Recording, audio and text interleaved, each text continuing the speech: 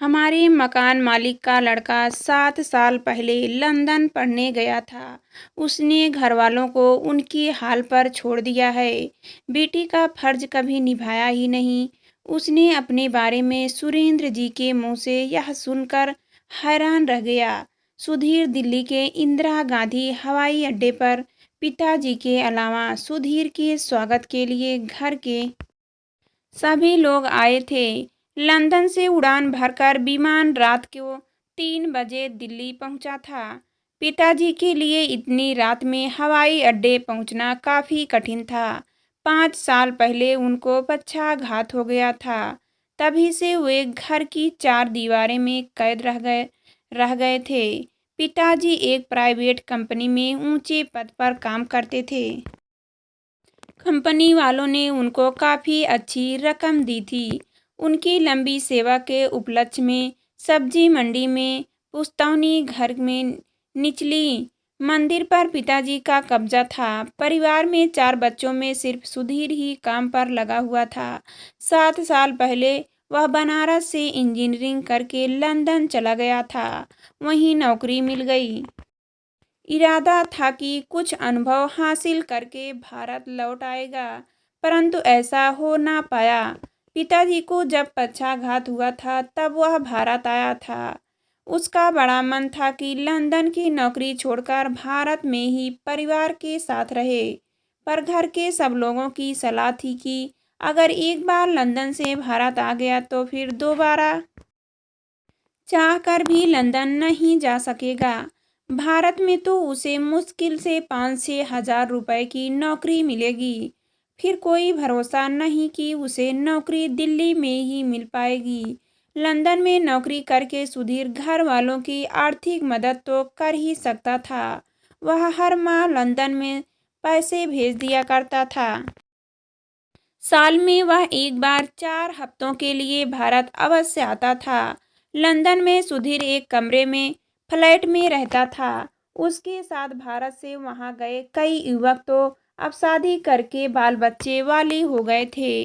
उन्होंने अच्छे अच्छे बड़े घर खरीद लिए थे, परंतु सुधीर उसी एक कमरे में दिन गुजार रहा था। उसको तो बस पैसे कमाने और बचाने की धुन थी। एक यही ध्येय था कि परिवार की गाड़ी चलती रहे। शुरू शुरू में तो माँ सुधीर की शादी का जिक्र भी करती थी, परंतु अब उन्हें भी इस बात का आभास हो गया था कि वह घर वालों की आर्थिक मदद इसलिए कर पाता है क्योंकि उसकी शादी नहीं हुई है। शादी हो जाने पर वह इतनी मदद नहीं कर सकता। आजकल के ज़माने में लड़की ससुराल वालों की इतनी आर्थिक मदद कहाँ करने देगी। बेचारे पिताजी तो पक्षाघात के पश्चात शायद इतना अधिक सोचने समझने के योग्य नहीं रह गए थे कि उसकी शादी के सोचते पिछली जनवरी को वह 32 साल का हो गया था। सुधीर की अटैची और बैग तो संजय ने उठा लिए।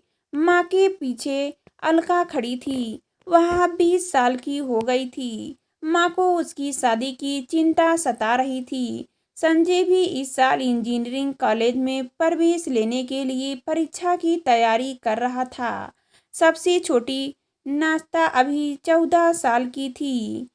परिवार में वह सबकी लाडली थी। टैक्सी के जब वे घर पहुंचे तो पिताजी जागे हुए थे। पिछले साल वे कुछ और दुबले हो गए थे। सुधीर की आंखें भर आई। सुबह के 5 बज गए थे। माँ सबको कुछ देर आराम करने के लिए कह रही थी।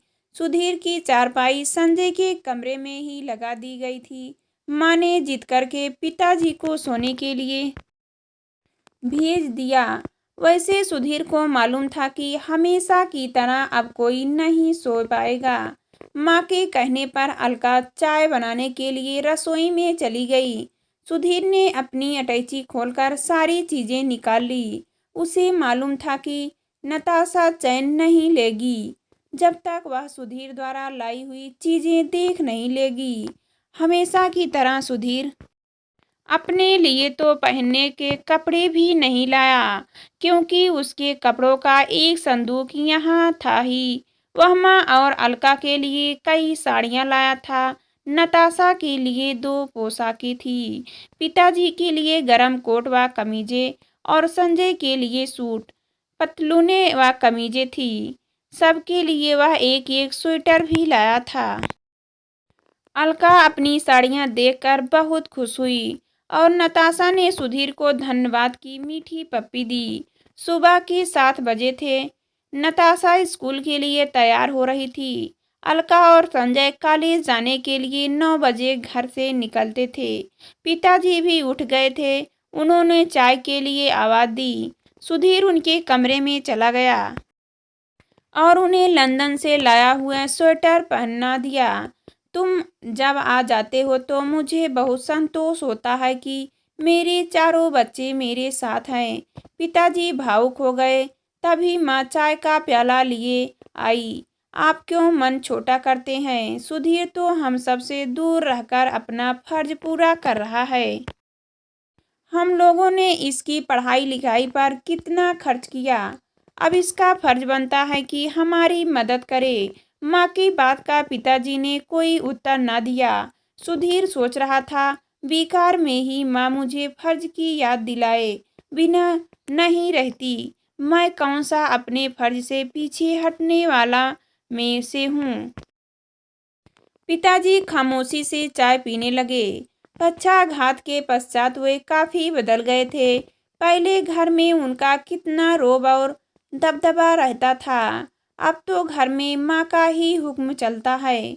माँ दोपहर के खाने की तैयारी कर रही थी। तुम्हारा आज का क्या प्रोग्राम है?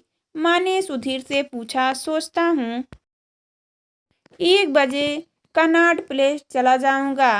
कुछ बैंक का काम करना है। अपने साथ मनी ऑर्डर लाया हूँ। बैंक में जमा कर दूंगा और कुछ यहाँ के खर्च के लिए भी रुपए निकाल लूंगा। घर आते आते 6-7 तो बज ही जाएंगे। मैं जल्दी से खाना बना देती हूँ, माँ बोली। सुधीर नहा धोकर तैयार हो गया। उसका बैंक मनी ऑर्डर अटैची में था। साथ में ही रखी थी दवाओं की कुछ शीशियां जो उसके मित्र रवि ने अपने बड़े भाई के लिए भेजी थी।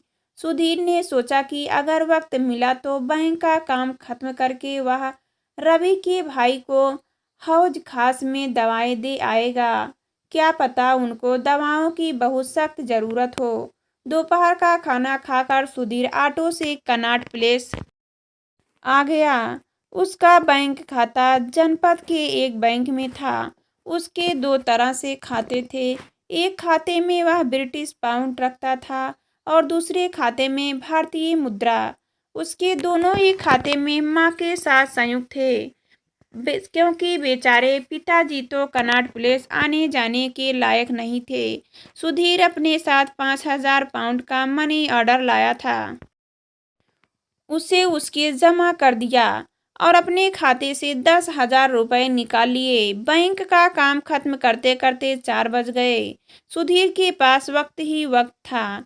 सोचा चलो शाम की चाय रवि के भैया के यहाँ ही पी जाए।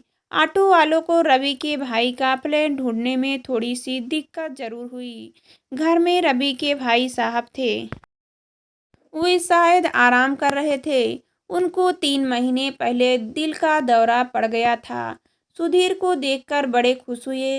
सुधीर ने दवाएं उनको दे दी। उसने सोचा आशा तो चाय पीने की करके आया था, परंतु ये चाय कैसे बनाएगा।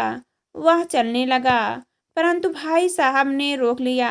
आपको बिना चाय पिए नहीं जाने दूंगा।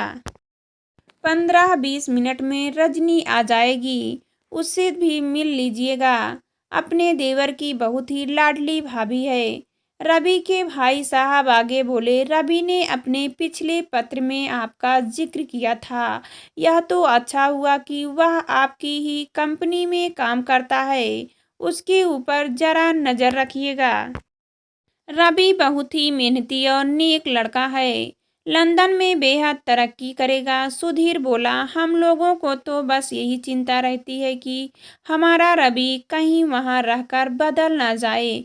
ऐसे में हम तो बस लुट ही जाएंगे। वे बोले। हमारी मकान मालिक का लड़का 7 साल पहले लंदन पढ़ने गया था।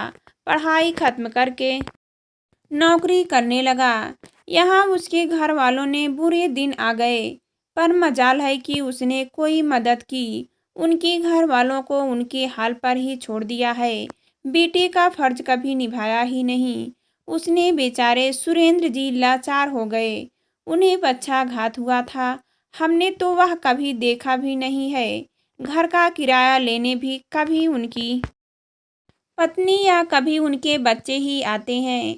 तभी रवि की भाभी आ गई। सुधीर ने मिलने के पश्चात वे डाक को देखने लगी। अरे यह नोटिस तो सुरेंद्र जी के नाम आया है। कल आप याद दिलाना, ऑफिस जाते हुए उनके पत्ते पर डाल दूंगी। पता नहीं कोई जरूरी नोटिस हो, उनके पास जल्द ही पहुंचना चाहिए। रवि की भाभी ने हौले से कहा, तुम डाक को बाद में देख लेना, पहले इन्हें कुछ चाय वाय तो पिलाओ। रवि के भाई की बात का उत्तर दिए बिना ही उनकी पत्नी रसोई में चाय बनाने चली गई। कुछ ही देर बाद वह एक ट्रे में चाय और मिठाई नमकीन ले आई। सुधीर का मन घर जाने को हो रहा था। वैसे भी सवेरे का घर से निकला था। रवि की भाभी उसके बारे में इधर उधर की बातें पूछ रही थी। सुधीर अपनी ओर से बातचीत का सिलसिला जारी करने के मूड में नहीं था। वह उठते हुए बोला, भाभी जी, आप सुरेंद्र जी का पता लिफाफे पर लिख दीजिए। मुझे अपना एक पत्र डालना है। वह नोटिस भी पोस्ट कर दूंगा। रवि की भाभी ने लिफाफे पर सुरेंद्र जी का पता लिख दिया। सुधीर ने एक नज़र लिफाफे पर डाली और बोला, आप फिक्र मत कीजिए, यह पत्र उनको कल नहीं तो परसों तक अवश्य मिल जाएगा। उस रात सुधीर ने खाना नहीं खाया। रवि के भैया के यहाँ चाय के साथ काफ़ी कुछ खा लिया था। माँ और भाई बहनों ने काफ़ी जिद की, परंतु सुधीर खाने के लिए तैयार ना हुआ। उस रात सुधीर को नींद न आई। सारी रात करवटें ही बदलता रहा और सोचता रहा। घर के सब लोग खर्राटे लेकर सो रहे थे, पर उसकी आंखें में नींद कहाँ। न जाने अपने जीवन की कितनी रातें उसने बिना सोए ही बिताई थी। अपने और अपने घर वालों के बारे में सोचते सोचते सवेरा होने पर माँ और पिताजी ने भी महसूस किया कि सुधीर रात को सोया नहीं है। फिर भी उन्होंने उससे कोई कारण न पूछा। सुधीर नहा धोकर जल्दी ही तैयार हो गया। उसको कनॉट प्लेस जाने की जल्दी थी। उसे एयरलाइंस के ऑफिस में भी जाना था।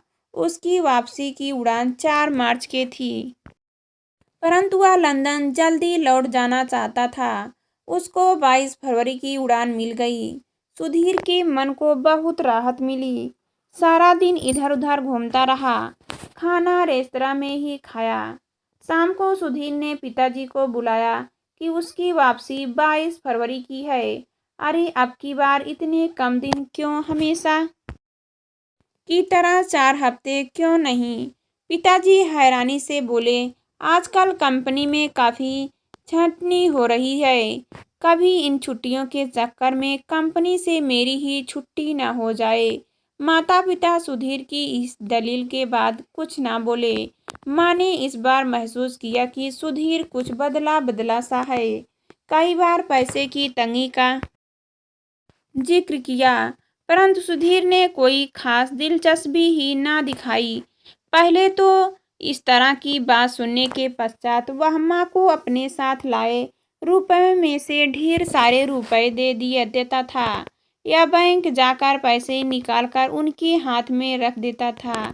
एक एक करके दिन बीत गए और सुधीर के जाने का दिन भी आ पहुंचा। पिताजी के अलावा घर के सभी लोग हवाई अड्डे पर आए थे। विमान की ओर जाते समय सुधीर सोच रहा था, पता नहीं घर के लोग हवाई अड्डे पर ही होंगे या घर चले होंगे। माँ हमेशा ही पैसों की कमी का रोना रोती रहती है। फिर डीडीए का फ्लैट खरीदने के लिए पैसे कहाँ से आए? संजय के नाम पर लिए गए यह फ्लैट में काफ़ी सारा तो उसका ही पैसा लगा हुआ था। उसके माँ और पिताजी ने फ्लैट की बात क्यों छिपाई? अगर वह उस दिन रवि के भाई साहब से नहीं मिलता तो उसको फ्लैट के बारे में कुछ पता भी ना चलता। उस नोटिस ने उसके विश्वास की नींव ही खोखली कर दी थी। सुधीर सोच रहा था कि माँ क्या सोचेगी जब वह बैंक में जाकर उसके और अपने संयुक्त खाते में 50,000 रुपये की जगह केवल 400 रुपये पाएगी। शायद उनको इस बात का आभास हो जाएगा कि फर्ज की जिस किताब पर सुधीर नोटों का कवर चढ़ाता आ रहा था, उस कवर को उसने शायद हमेशा के लिए फाड़ दिया, फेंक दिया है। सुधीर को लंदन के हवाई अड्डे पर सीमा को शादी के लिए दिल्ली से फोन आकर के राजी कर लिया था।